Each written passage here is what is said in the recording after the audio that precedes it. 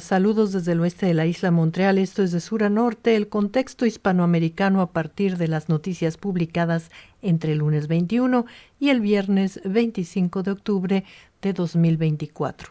Comencemos con los países que limitan con el Atlántico Sur. CNN comenzó la semana anunciando que comenzó la temporada de incendios en Argentina y ya van 64.000 hectáreas quemadas. La agencia Xinhua informó sobre el aumento en el precio del dólar y la visita a Washington del ministro de Economía argentino Luis Caputo para exponer los avances de su política de estabilización. La misma Xinhua recordó que Argentina le debe al Fondo Monetario Internacional más de 44.000 millones de dólares y que el martes finalizó otro paro de las universidades que siguen pidiendo mayor financiamiento. Europa Press informó que el presidente Javier Milei anunció cambios y reducciones laborales en la agencia recaudadora de impuestos. E Infobae citó al vocero presidencial Manuel Adorni cuando anunció la privatización de la empresa ferrocarrilera Belgrano Cargas y dijo: todo lo que se pueda privatizar se va a privatizar. En Uruguay, el martes cerraron las campañas electorales para las elecciones del próximo domingo 27 de octubre, donde destacan Yamandu Orsi, del Frente Amplio, y Álvaro Delgado, del gobernante Partido Nacional. La agencia Xinhua y Prensa Latina explicaron que si ningún candidato supera el 50%, la segunda vuelta tendría lugar el 24 de noviembre. Ahora subamos por los países mediterráneos, donde esta semana el Fondo Monetario Internacional dijo que Paraguay habrá crecido un 3,8% al final del 2024. Mientras tanto, en el vecino país de Bolivia, la semana estuvo marcada por los bloqueos, protestas y escasez de combustibles, según informaron Deutsche Welle y Europa Press. El martes, el presidente boliviano Luis Arce viajó a la ciudad rusa de Kazán para reunirse con los representantes de la organización BRICS, según indicó la agencia Xinhua. Europa Press explicó que, en ausencia del presidente y en su calidad de titular de la Asamblea Legislativa, el vicepresidente boliviano David Choquehuanca juramentó al nuevo fiscal general Roger Mariaca.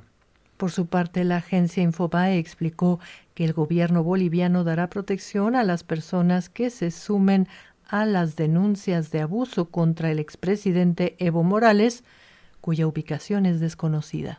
Finalmente, Infobae dijo que las autoridades portuarias de Chile siguen contemplando los 3 buques cisterna cargados de combustible para Bolivia y que siguen flotando frente a las costas chilenas sin que nadie sepa por qué aún no descargan su preciado contenido. Ahora recorramos la costa del Pacífico, donde en Chile este fin de semana los ciudadanos elegirán alcaldes, gobernadores, concejales y consejeros regionales. Prensa Latina explicó que como estas son las primeras elecciones chilenas desde que se aprobó la obligatoriedad del voto, las autoridades establecieron 2 días para votar, sábado y domingo.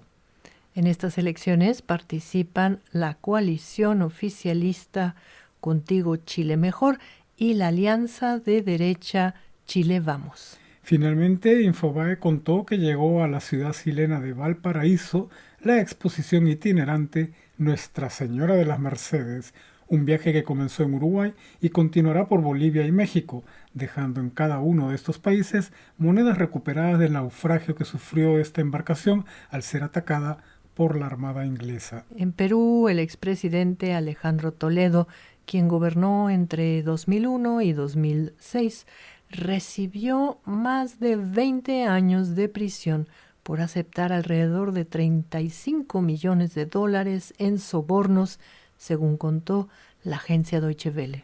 Europa Press dijo que el comandante general de la policía peruana, Víctor Sanabria, defendió el operativo por el cual la semana pasada la policía capturó por error a una persona que confundieron con el número 2 de Sendero Luminoso.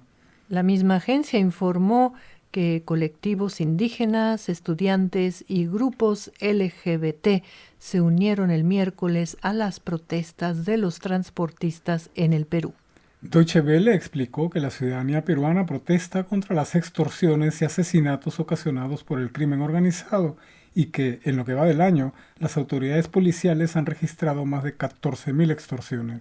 Finalmente, esta semana CNN habló de la terminal marítima de Chancay, ubicada al norte de Lima, y que con un 60% de inversión de capitales chinos y un 40% de capitales de un consorcio peruano, se convertirá en el más grande puerto del Pacífico Sur. En Ecuador, Deutsche Welle comenzó la semana informando que atacaron a balazos el auto del hijo del candidato presidencial Jimmy Jairala, del Partido Centro Democrático. El chofer quedó herido. La agencia Xinhua, por su parte, explicó que ante la crisis energética que vive Ecuador, el gobierno autorizó que los trabajadores y empleadores establezcan jornadas de trabajo que se adecúen a los apagones. Terminando la semana, Prensa Latina informó que los apagones en Ecuador tendrán una duración de 14 horas diarias. Europa Press dijo que la presidenta mexicana Claudia Sheinbaum insistirá en un salvoconducto para el ex vicepresidente Jorge Glass y que su gobierno continuará con la denuncia contra el gobierno de Daniel Noboa por el allanamiento de la embajada mexicana en Quito. Y llegamos al norte amazónico. La agencia Xinhua difundió el entusiasmo de Nicolás Maduro, quien viajó esta semana a la ciudad rusa de Kazán y donde aseguró que una asociación al grupo económico BRICS le permitiría a Venezuela desarrollarse en una economía sin sanciones ni políticas hegemónicas. La misma agencia indicó que el mandatario venezolano aseguró desde Kazán que un banco BRICS sería benéfico para los países del sur. Deutsche Welle informó que el presidente ruso Vladimir Putin llamó socio fiable a Venezuela y la agencia alemana también informó que Brasil vetó la incorporación de Venezuela al grupo BRICS. Finalmente, Infobae anunció que los líderes opositores venezolanos Edmundo González Urrutia y María Corina Machado recibieron el premio Sájarov a la libertad de conciencia por parte de la Unión Europea. En la ciudad de Cali, en Colombia, se reunieron desde esta semana hasta el 1 de noviembre más de 23.000 representantes de todo el mundo en el COP16, la cumbre global sobre la biodiversidad, según informaron varias agencias. Y esta semana, el comisionado para la paz del gobierno de Colombia, Oti Patiño, dijo que el diálogo con una de las disidencias de las FARC se encuentra en suspenso hasta que no averigüen si su líder, Iván Márquez, sigue vivo. Lo están buscando por todos lados. Finalmente, en el marco de la conferencia de ministros de Trabajo iberoamericanos, el presidente de Colombia, Gustavo Petro, insistió ante los medios que no firmará ningún contrato petrolero. Ahora pasemos por Centroamérica y el Caribe. Panamá deportará venezolanos en los próximos días, según anunció una funcionaria de Estados Unidos, quien además aclaró que el destino de estos migrantes sería un tercer país, según indicó la agencia Infobae. La misma agencia resaltó que Maruja Herrera, la ministra de Cultura de Panamá y ex bailarina de ballet, se subió al escenario para protagonizar una función a beneficio con el Ballet Nacional de su país. Mientras tanto, varios medios mencionaron que el presidente panameño José Raúl Mulino visitó Francia junto con un equipo técnico para limpiar la reputación de Panamá y sacar a este país de la lista de paraísos fiscales. Al respecto del tema, Infobae dijo que Mulino se quejó que Chile, Perú y Ecuador mantengan a Panamá en listas discriminatorias. Finalmente, el presidente Mulino anunció esta semana que su gobierno entregará en concesión el Aeropuerto Internacional de Tocumen, el más importante de Panamá, según explicó Prensa Latina. En Costa Rica siguen aumentando las exportaciones y la calificadora Standard & Poor's mejoró la perspectiva crediticia de este país, cuyas exportaciones siguen creciendo de manera sostenida, según dijo Infobae. CNN, por su parte, recordó que en Costa Rica, este 31 de octubre, los habitantes celebrarán el Día Nacional de las Mascaradas, una festividad con raíces indígenas y coloniales. En Cuba, el lunes Deutsche Welle reportó que el 50% de los clientes de La Habana habían recuperado el servicio eléctrico.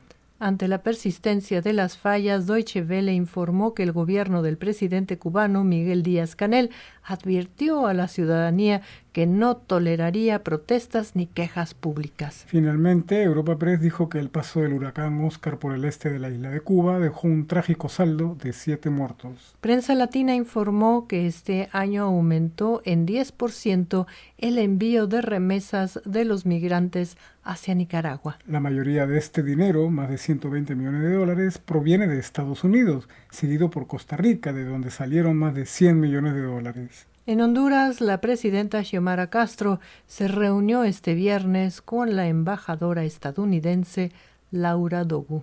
Prensa Latina explicó que el diálogo fue cordial y la presidenta hondureña insistió a la representante de Washington sobre la importancia de respetar la independencia y soberanía de los países. El gobierno de Guatemala recibió más de 12 millones de dólares en equipo militar para combatir contra el crimen organizado, según informó Infobae. La agencia especificó que el anuncio lo hizo la generala Laura Richardson, jefa del Comando Sur estadounidense. Por su parte, el gobierno chino instó al guatemalteco a romper relaciones diplomáticas con Taiwán y reconocer que solo existe una sola China, según explicó Prensa Latina. Y llegamos al norte. En México, varios medios, entre ellos Deutsche Welle, informaron que asesinaron a un sacerdote en Chiapas justo cuando salía de la iglesia luego de la misa dominical. La ONU pidió una investigación exhaustiva y la presidenta de México, Claudia Sheinbaum, pidió que ese crimen no quede impune, según dijo CNN. En la semana, la agencia Reuters dedicó un reportaje especial sobre los incentivos del gobierno de la presidenta mexicana Claudia Sheinbaum para atraer capitales extranjeros hacia la fabricación de vehículos eléctricos, semiconductores, exploración y explotación de tierras raras, fabricación de baterías eléctricas e inversiones en el sector electrónico. La agencia Xinhua, por su parte, pronosticó esta semana un descenso en las ventas de vehículos en México para el próximo año. Prensa Latina informó que Claudia Sheinbaum recibió a la Premio Nobel de la Paz Malala Yousafzai, defensora pakistaní de los derechos de la mujer y los infantes. CNN cubrió los enfrentamientos en el estado de Guerrero, donde los militares mataron a 14 personas involucradas en una guerra entre dos bandas criminales que ya había ocasionado 2 muertes. Y al finalizar la semana, Deutsche Welle informó que un coche bomba explotó frente a la comisaría de Acámbaro, en Guanajuato, y 3 policías resultaron heridos. Y finalizamos con el dato de la semana. El Fondo Monetario Internacional presentó el informe Perspectivas de la Economía Mundial. Paraguay y Uruguay lideran la lista de crecimiento previsto para 2024 con 3,8 y 3,2% respectivamente. Brasil, Perú y Venezuela registrarían un crecimiento de 3% para este año, según el Fondo Monetario Internacional. Finalmente, México registrará un crecimiento de 1,3% y Argentina mostrará un resultado negativo de menos 3,5%. Bueno, amigos, desde la isla de Montreal, esto fue de sur a norte. Un poco más contextualizados e informados, les deseamos un feliz fin de semana y nos despedimos. Hasta la próxima.